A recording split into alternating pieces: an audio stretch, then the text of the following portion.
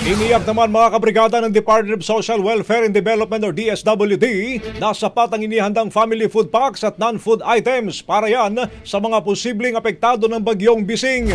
Sa panayam ng Brigada News FM Manila, kay DSWD spokesperson Assistant Secretary Irene Dumlao, ipiniliwanag nitong mahigit 3 milyong FFPs ang nakapreposisyon sa iba't ibang rehiyon sa bansa, kabilang ang ready-to-eat meals at relief goods na maaaring ihatid hanggang sa malalayong lugar.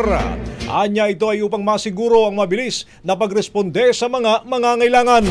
Bagamat wala pang formal na request mula sa mga LGUs, tiniyak naman ng DSWD na handa itong umalalay kung kinakailangan. At dahil dito, patuloy pa rin ang monitoring ng ahensya at koordinasyon sa mga lokal na pamahalaan upang masigurong agad na may papaabot ang mga tulong. Well, Gab and Abner, bago pa man nanalasa itong si Typhoon Bising at itong Abagat, ang Department of Social Welfare and Development ay nakahanda po in terms of prepositioning ng mga family food packs and non-food items. Ngayon po, aside from the food packs and non-food items na nakapreposition, pati nga po yung mga ready-to-eat food packs po natin ay nakapreposition din sa mga major and critical ports. Yan ang tinig mga kabrigada ni DSWD spokesperson ASEC Irene Dumlao.